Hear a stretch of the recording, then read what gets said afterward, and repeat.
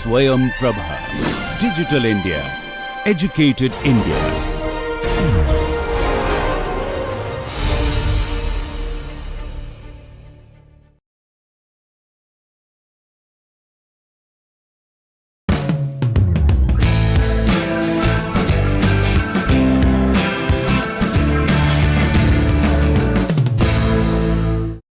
Hello everyone, welcome back.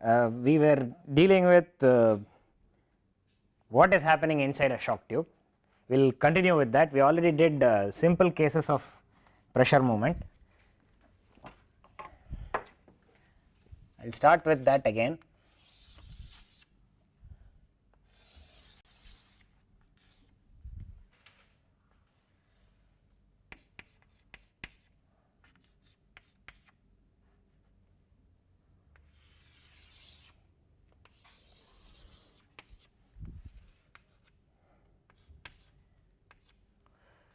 Pressure as a function of distance we actually plotted.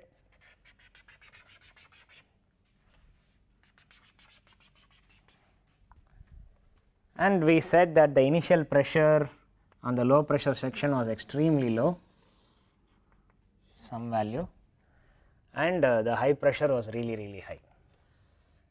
This was the initial condition. And then we said at time t equal to 0, whatever was separating these two regions has now vanished, okay. And because of that I am suddenly having high pressure region exposed to low pressure region and low pressure region exposed to high pressure region. So, low pressure region will send out expansion waves this way, high pressure region will send out compression waves this way. Overall what happens is gases in the middle will move from high pressure to low pressure, that is what will happen. So, we found that there will be expansion waves which will do something like this. It need not stop here, sorry.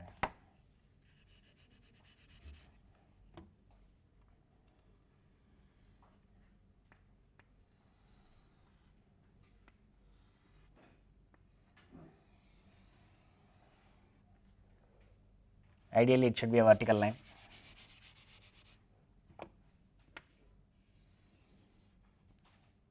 Okay. Now the new system is expansion fans have started going in, and so at some later time it is going to be looking like this and then it is doing this, something like this. Okay. The case I have drawn is different from what time profile I gave last time. Okay. This time profile is slightly different from the previous time. I will draw that time profile also, otherwise things may go wrong for you people. So, I will be switching between these two boards several times. Let us assume it is constant area duct, I am not worried so much about that.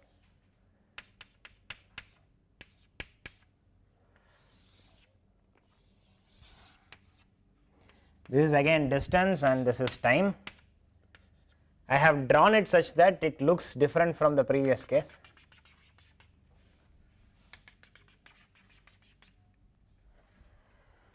I have drawn it such that the expansion fan is going that way, okay. This whole thing is expansion fan. Why will the expansion fan go that way? It so happens that the velocity induced is more than the speed of sound that is going this way into this gas, that is why the final wave is sitting out there, okay. This is a special case, it is a much higher pressure differences will cause this. Since I have drawn that picture, I am going for this, okay, and then I will tell you what it will be if it is the other way, okay. If it is the regular cases, I will not have any expansion fans going this side. If it is very high pressure difference, then the velocity induced is much more than the speed of sound there, so it may push the wave this direction, that may also happen. This is all expansion fans, and I am going to have a contact surface that is going to be moving like this, and a shock which induced all these motions in the low pressure section going to move like this, okay. This is my shock, this is my contact surface, and this is my expansion fan, okay. And we are again going to label 1, 2, 3 and 4, okay. Notice that we don't label anything inside the expansion fan. Okay, we'll label only 3 or 4, nothing in the middle. That's the only thing we'll do. We'll keep it like this. Okay. So we are considering this particular case, and I have picked a time somewhere like this. Okay, this particular time is what I am plotting the pressure for. That is why I am having some such curve. Now we will go back and look at it at a higher time where the shock is just barely reached the other end. We will pick such a case. If that is the case, expansion fan would have gone reasonably inside.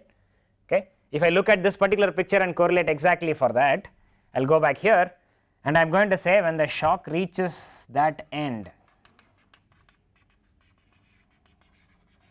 that is the timeline I am looking at. If I look at it, this expansion wave has already reached the end, but some other expansion wave did not reach. So I am somewhere in the middle of the expansion fan, while part of the expansion waves will return back. That is what I am going to have in here.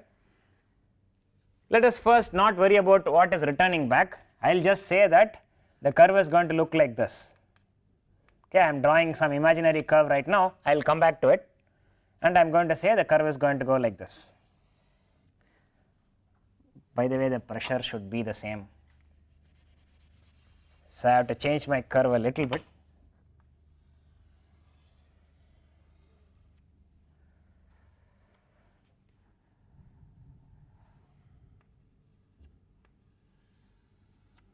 It is going to go reach the same pressure P3 and P2, okay. And then this has gone a long distance straight and the shock has just reached that point. That is what I am considering, the shock has just reached there. Okay. Ideally I should be erasing this line. Let us say I won't erase anything right now, we will keep it like this. Maybe I will make this one the old curve. Okay. So this is my current curve. Now I am going to say I will look at this detail. If the tube was little longer, this will be the curve in pressure. But now since these expansions cannot happen there is no more high pressure gas there, these waves will fold back and decrease the pressure on this, which means that much pressure drop should be taken by that thickness of wave. That thickness of the gas should take this much pressure drop on this portion. So it will look more like this. It will be doing something like this. I do not want to say what curve it is going to be something like this. This is what will be the situation after some time. Overall what has happened, the pressure from this height, this high value has come down to some other value at the corner and it is going down from there also further. Okay, when these waves come in further, it is still going to keep on decreasing the number. I do not want to say it is a straight horizontal line, it is not, it need not be. Okay, it can be slightly up going, slightly down, whatever, any of those. I just want to say it is going to do something like this. And I have reached all the way to the end. What happens next? I will go back to this board where shock has just reached this corner, and we know we did this as a reflection of a shock wave at the end of the wall. So we know it is going to reflect back out this side. We did that problem already, that is why I spent more time there. I do not need to spend that time here. Okay. I will just tell that shock will reflect back, and we can easily find the Mach number of the shock, and so since I know the temperature T2, I can find the speed of the shock wave also. Okay. And you will get some such curve typically. Okay. It is actually a straight line, it need not be called as a curve, it is a straight line because it is single velocity, single Mach number, single temperature, it is going to be one number.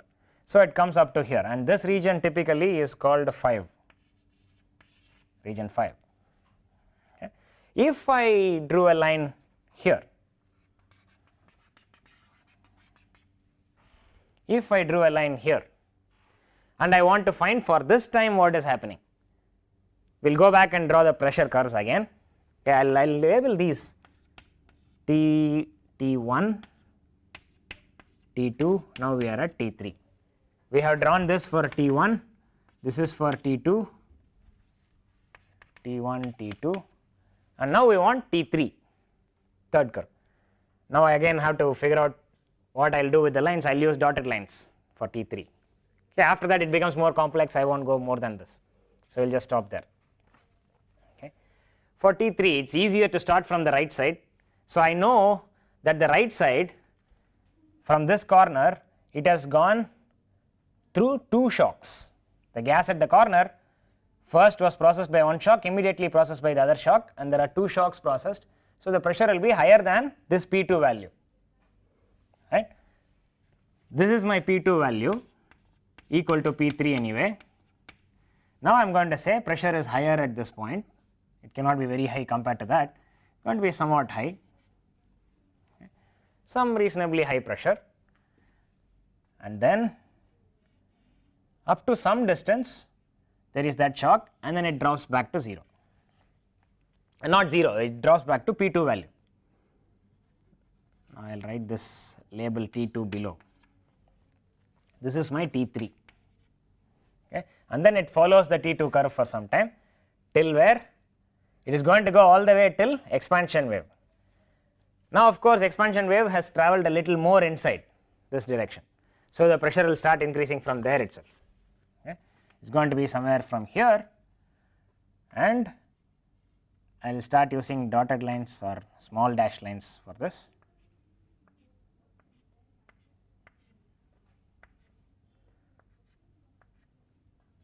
It is going to go through something like this, and since the expansion wave is reflecting and coming back, I will draw a curve something like this after that. It would have turned back now.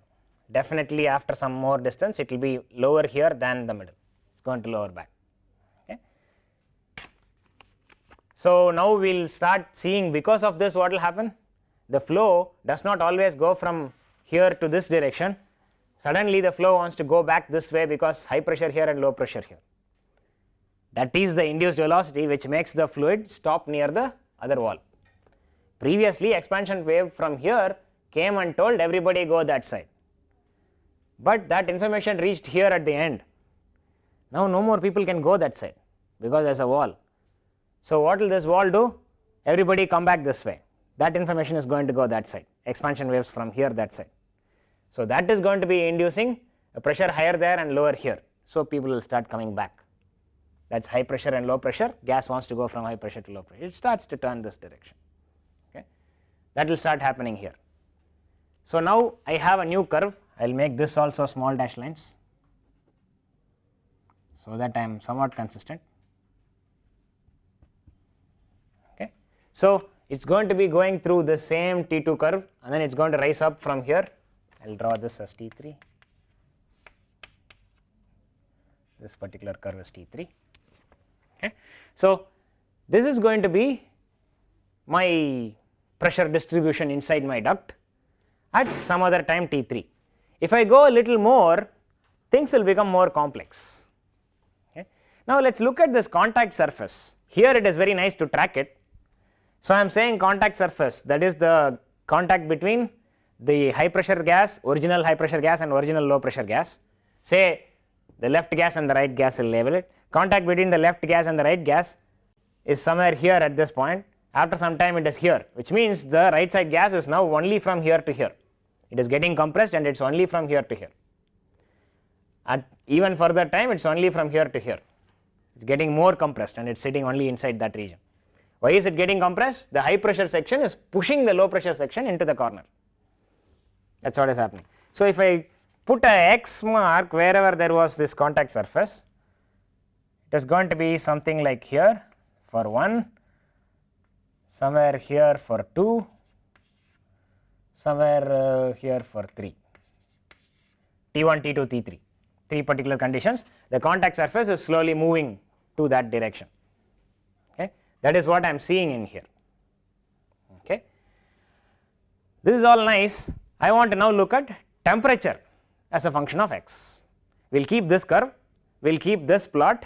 Now, I will go to the next board and I draw temperature as a function of x. Again another shock tube is nice to draw. And again let us assume it is constant area, constant cross section. I am not drawing straight lines for that long distances.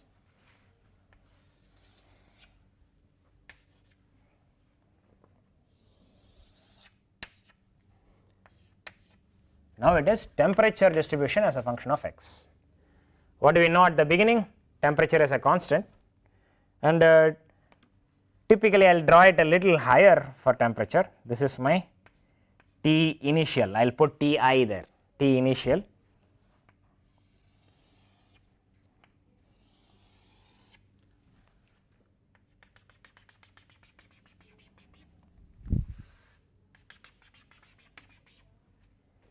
This is my initial system.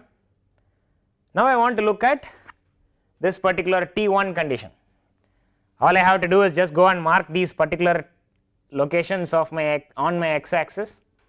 There are 4 points I need to mark. Okay, I will just go put rough distances and just go look at that time what happens. This is one point, another point somewhere here, another point somewhere here, and another point somewhere here. Okay. This is my expansion first wave, expansion last wave. This is my contact surface and this is my shock location at that particular time instant. But this is not the temperature for it. So of course, when the shock is not processing the gas, that is this region, region 1, we will find that temperature does not change, it is same as T initial, but this region between 3 and 2 has been processed by the shock. So it will be higher temperature and constant temperature T2. And after that, the region 3 here, that is between the expansion, it is better to show this picture. The expansion fan, contact surface, between this region is region 3. Now this region has been processed by this expansion fan, not a compression wave shock here. 2 was processed by shock, 3 was processed by expansion fan. So this region will have temperature below the T initial. So here there is a discontinuity in temperature, it drops below, and it is a constant temperature T3, particular value. Okay. That is up to the expansion fan end value, end location. What happens inside the expansion wave? Temperature drops initially very fast and then it drops slowly asymptotes to that particular final value. It is going to do this. This is my temperature curve for T1. I will use the same notation used in pressure, long dashes for T1.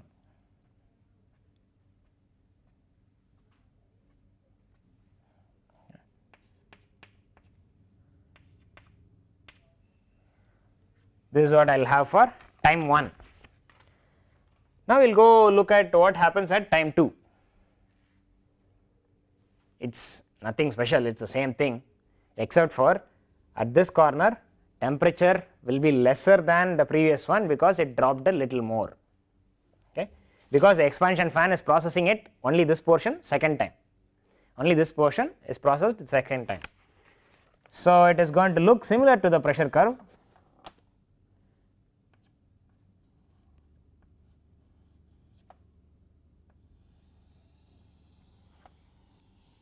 It is going to go join that same line and it is going to go beyond that. Now this is where my end of expansion is for this case.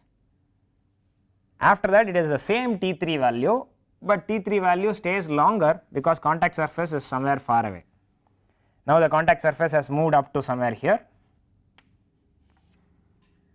and it jumps up to the same temperature.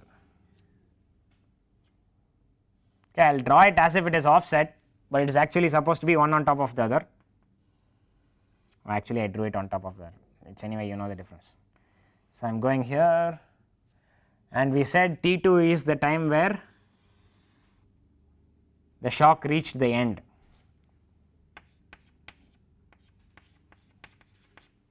Okay, that is corresponding to T2, time 2, and the line is actually temperature 2 in the region 2. Okay. This is my current setting, that is this side the temperatures are higher and this side the temperatures are lower because one is going through expansion process, other is going through compression process. Now the next time instant it is again simpler, you can go through the whole process again. The curves are going to look similar to the pressure curves because it is isentropic expansion, no? Temperature and pressure are going to go through almost the same process. Going through this, it is going to go for longer distance, and then this is going to jump up.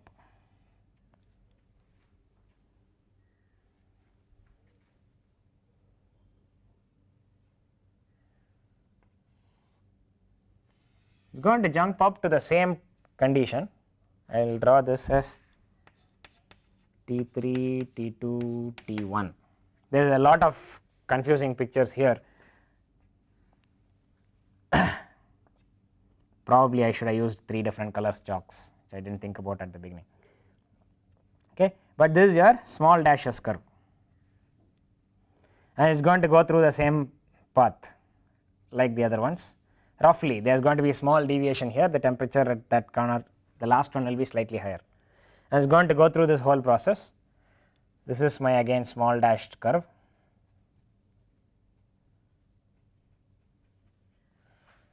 That is going to go all the way till here. Okay. At the end it will not follow that curve. Why? At this point there is a reflected shock coming back this way. Okay. Going to go this direction, it is going to have a higher temperature and it reaches there. This is going to be my T5, and it is all small dashes again.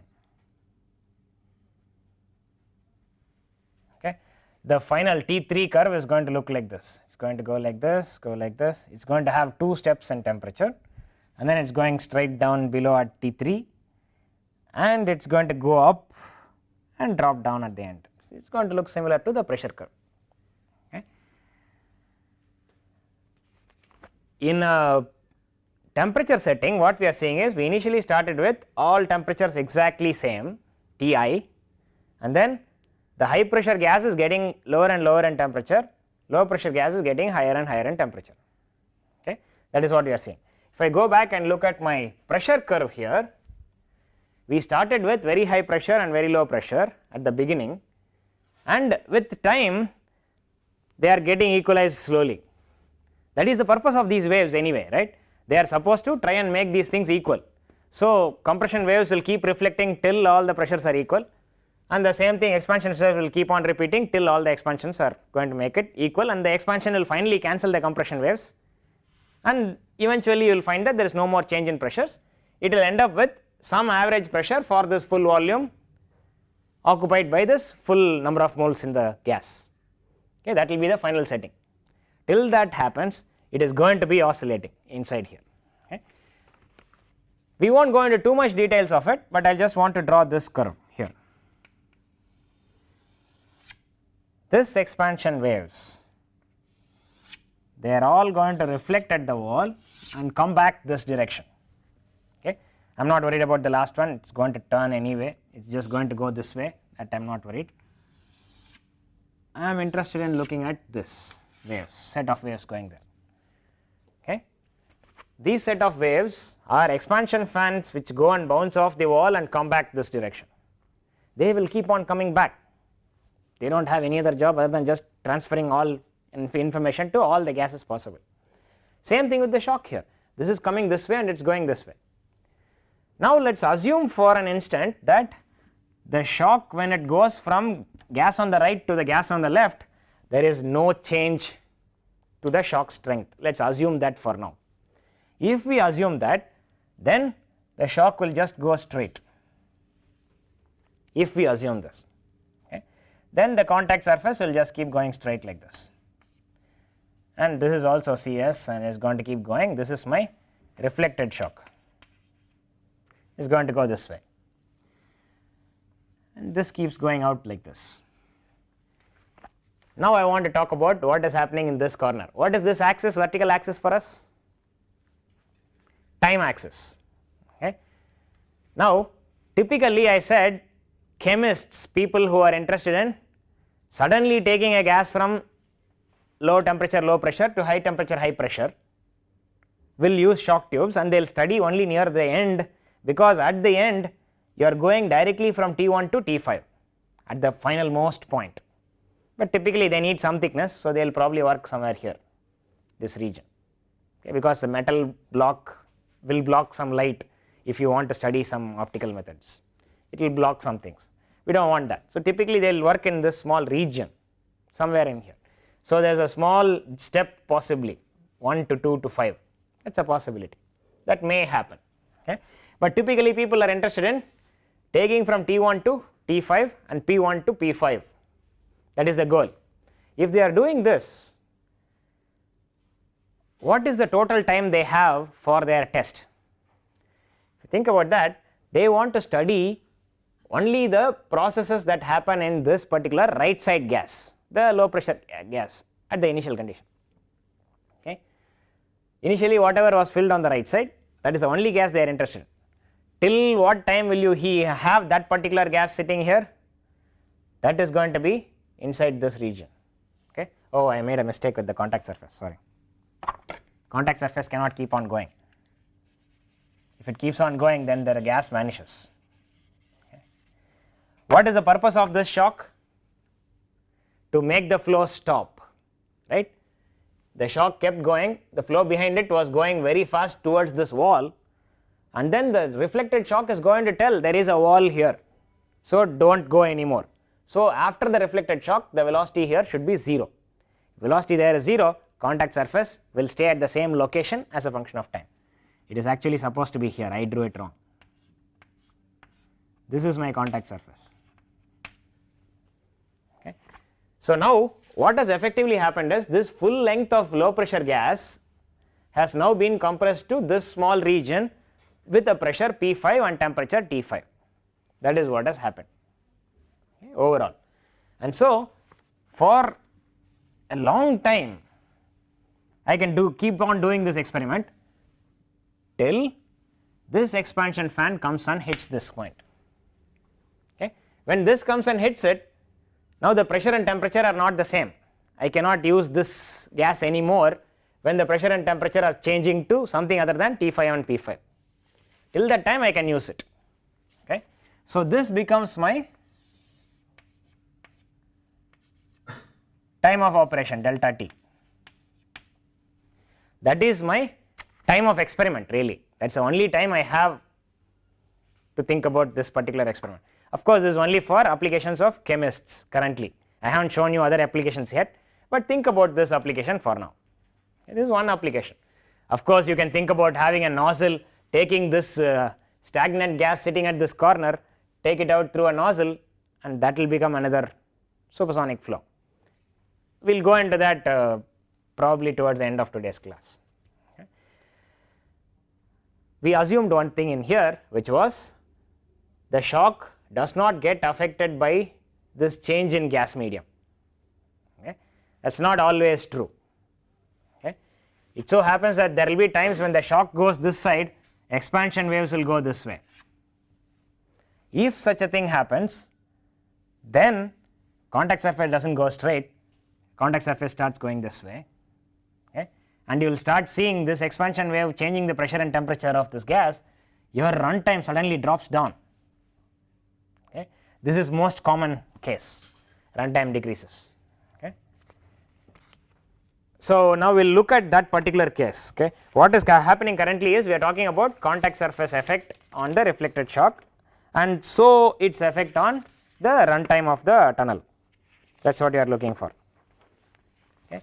We will look at only this region currently, we are interested only in, let us say, this box, only this region, we are interested only in this region. So, I will draw that separately there. I am going to say time x, shock has somehow come there, it is returning, this is region 2, this is region 5, sorry, this is region 2, this is region 1, before shock is region 1, after shock is region 2, and then it is going like this. I will now put a contact surface coming from here, and now let us think about what all can happen across the contact surface. There can be several possibilities. Okay. I will tell you a quick answer. The quick answer is shock wants to stay in a medium which has a higher speed of sound. Okay. We will just say this statement, this works for most cases. Okay. Shock wants to stay in a medium or the gas which has higher speed of sound. Now speed of sound can be depending on too many things now. We set gamma and R different for each of these gases, and my T3 is different from T2. Okay. So now my speed of sound depends too much on the exact shock strength and the exact expansion strength, etc. Okay. So if it so happens that this is my T3, this is my T2, actually I will put A3 and A2. Okay. What matters is A3 and A2. If I so happen that in this corner, now I will look at only this corner, I will draw that picture alone here, contact surface, reflected shock,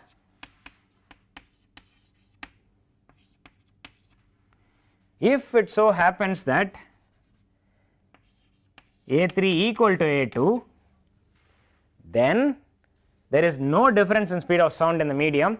So the shock does not think that it is two different media, it just goes through straight. Okay. Shock just goes through straight as if there is no change in anything. And if this happens, this is the case I just discussed, it will just have contact surface just going straight like this. This is your reflected shock. This is one case. Now I will look at the two cases to the side of these. Okay. A3 less than A2 and A3 greater than A2. If I look at a case A3 greater than A2, then I am going to have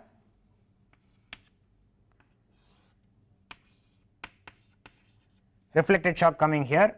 This is your region 2, this is your region 3, and I know that A3 is greater than A2. I already made a statement saying shock likes to travel in faster medium, faster A medium.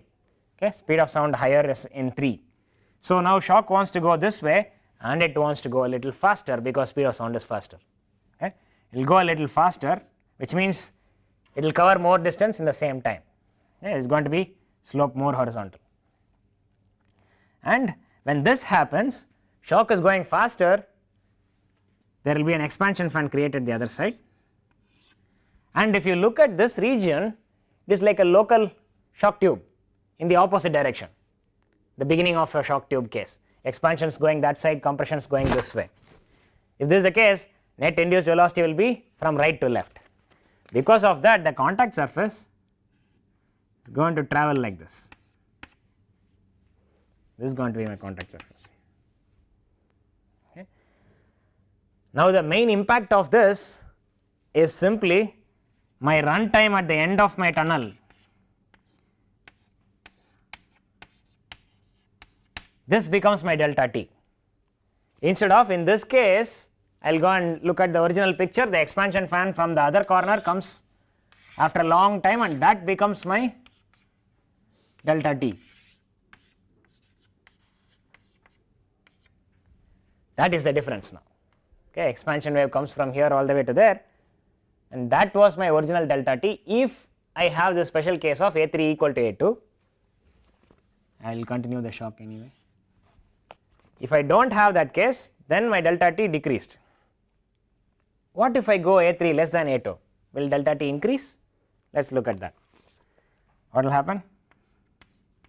Again I have this contact surface, I have this reflected shock, and here I said shock likes to stay in a region where speed of sound is higher. So this is my A2 and this is my A3, and we know that A3 is less than A2, so the shock stays on this side itself, it does not go back. So the shock goes this side, and because of this there will be an expansion fan going the other side. Is the inverse of what we saw on the other side, A3 greater than A2. This is A3 less than A2 will have the flipped shock tube. Local shock tube exists like this. If I look at it, expansion fan goes to the left, compression wave goes to the right. Because of that, the contact surface tilts more to that side. Okay, I'm going to go more. I haven't drawn the shock exact angle correct.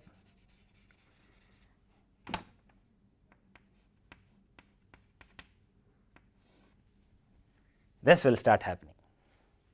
So, now if I look at my delta T of runtime, if this is my end line, I am going to see that my delta T is again lower. It is not going to be as high as the center case where the expansion fan will come later and hit in this picture, which is what I have drawn in this plot here. Okay.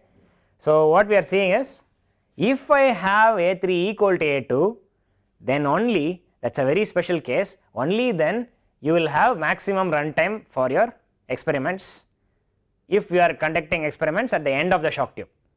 I always make that statement also. Okay. That need not be my experiment.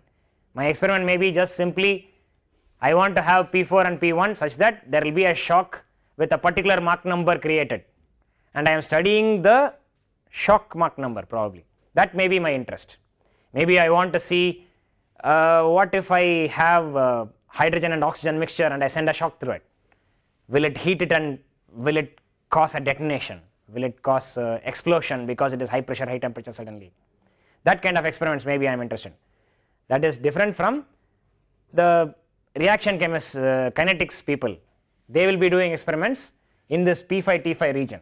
For them this is important. Okay. So, depending on who is interested in using the shock tube, it may be differing. If you are interested in the end of the shock tube, then delta T depends on what is the A3 versus A2 relation.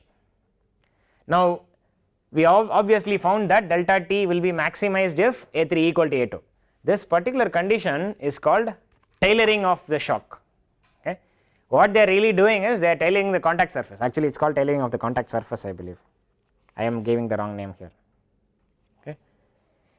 Tailoring of the contact surface. Okay. This is called the tailoring of the contact surface such that A3 equal to A2. If this is happening, I will get maximum delta T. Okay. People having doing work on this for a long time, probably 1950s is when they started working on shock tube tailoring.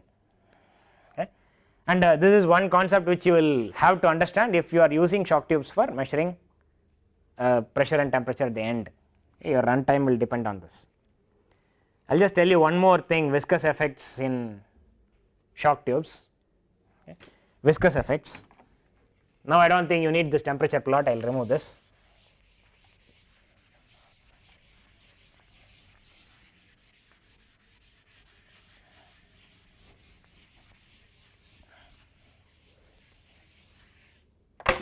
Since I want to talk about viscous effects, I want to draw the velocity plot.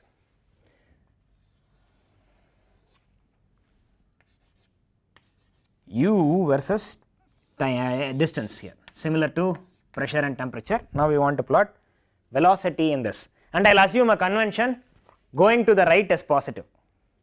Okay. And let us say this is my u equal to 0.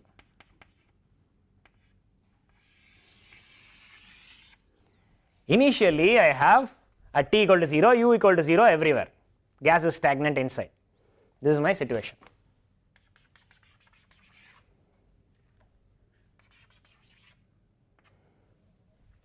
Now, I am going to say shock has started moving.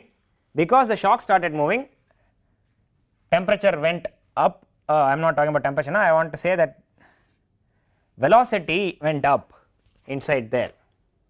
Okay. Say the shock is currently sitting here, this is my shock and velocity is high here and this velocity is u2. Is this same as u3?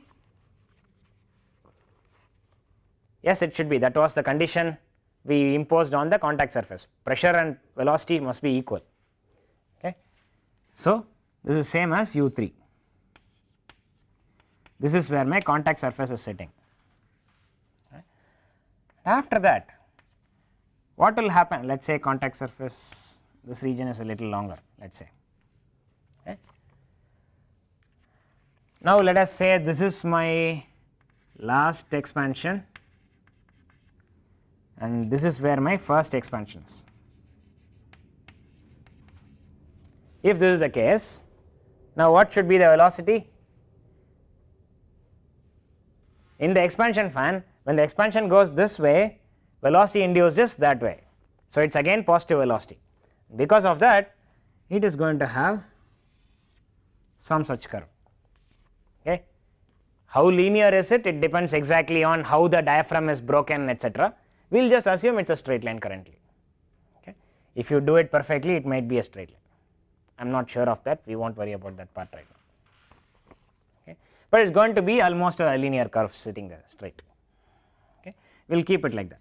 So, what we are seeing is wherever the gas has been processed by either an expansion or a compression wave, it is always travelling to the right. This is one case, this is corresponding to, let us say, our T2. I did not draw it exactly, but it is something like that. Okay. It is something similar to something between T2 and T1. Okay. Now, if I consider another case where it is T3, where the shock has gone, hit that corner and is reflected. Now, what will happen? It is going to go the same way all the way up to that,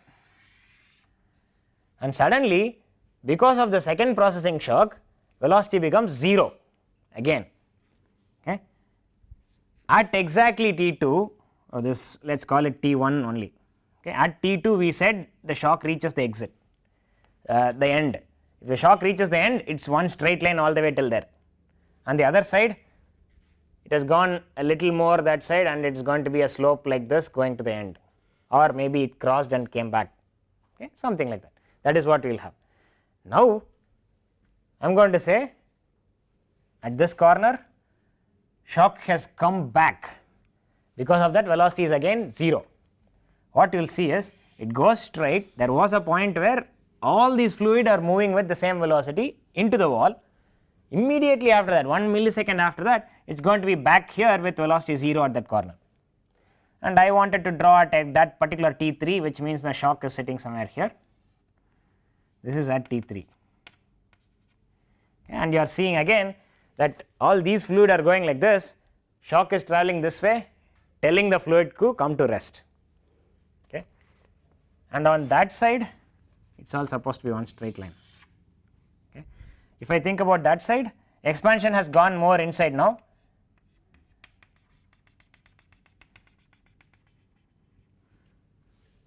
What will happen with this corner?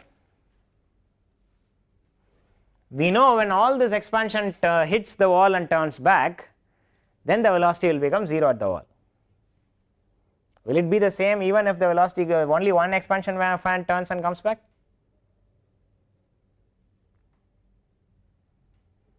It should be, because the wall is a serious forcing condition. It cannot have any other velocity other than 0 there at the wall.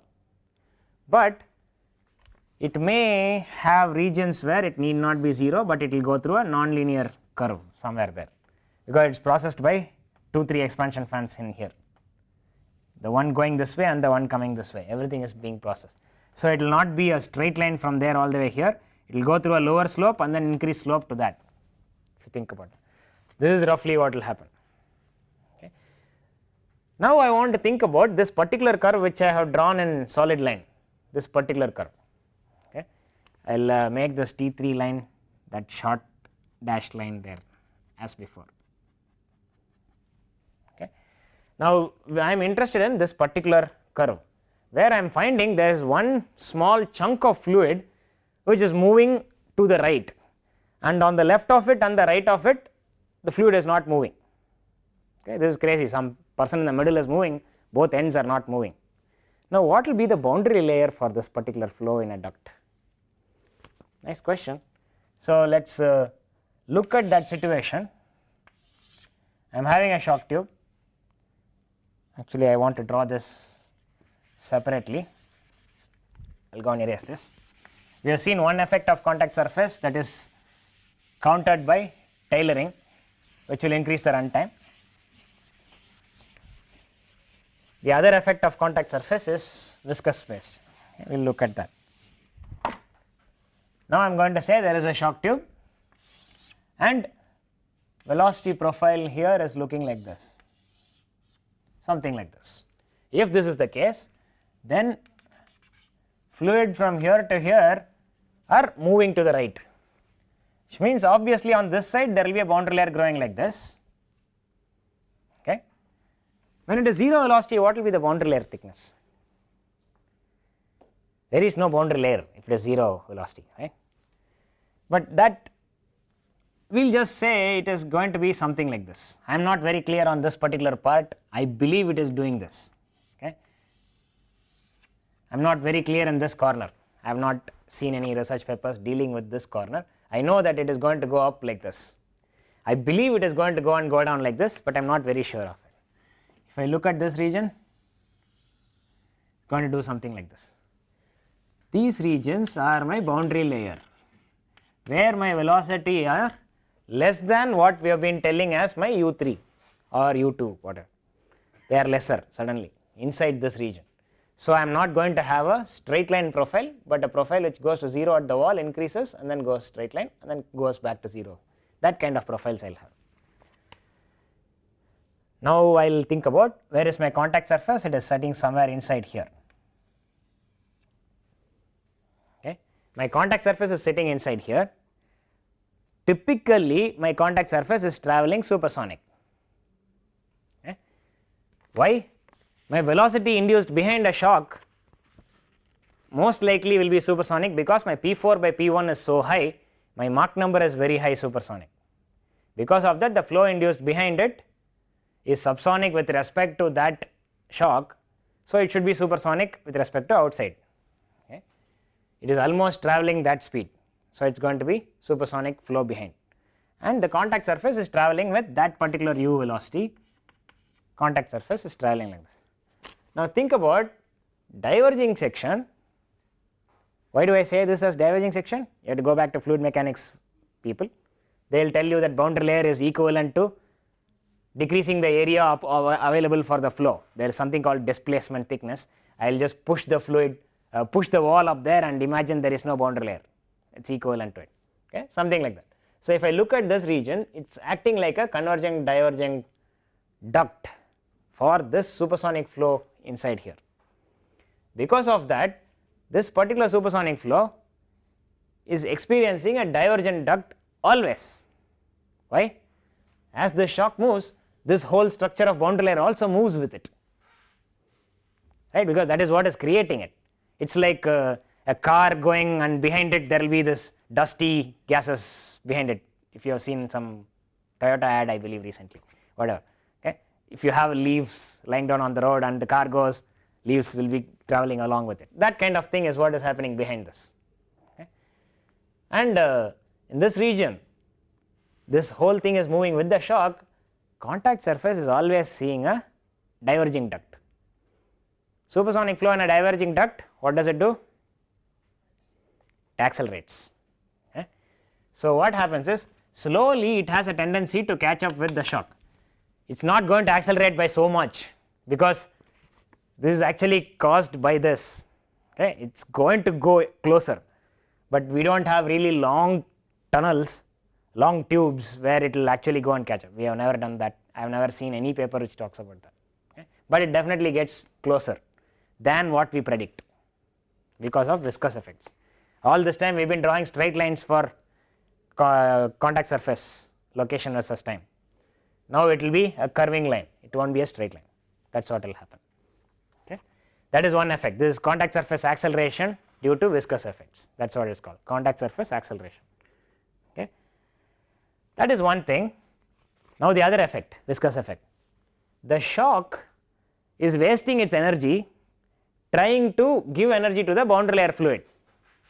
It wants to pull the gas, right. Shock's job is to make all the gas from here go that side. So, it wants to give energy to this, but immediately this fluid will give that energy to the wall and it will not move. So, what is this shock doing? It is wasting energy, kinetic energy which could be given to the gas, it is wasting by giving shear forces on the wall. Okay. It is wasting by giving stress on the wall. Okay. Because of that, there is lesser and lesser energy for the shock. So, shock is slowing down. Okay. Shock is slowing down, contact surface wants to go faster. So, what we are eventually finding is the region between the shock and the contact surface is shrinking slowly. That will also decrease your runtime. Okay. Another effect, a roundabout effect, this is a smaller effect than the previous one we discussed, that is direct effect of waves. This is different from that. Okay. All this can change the runtime of your shock tube. Okay. So, now the next thing we want to do is just see how we can apply this shock tube for supersonic flow experiments, okay, and look at all the other possible tunnels. So, I will say I will not start with shock tubes, just remember this, I will use it in the middle of next class again. I will now go out of this and start using simple supersonic tunnels, and then I will go and say, oh, we just know about shock tube, from there how will I create a supersonic flow from there. Okay, that is the next direction we will take in next class. So, I will see you people next class.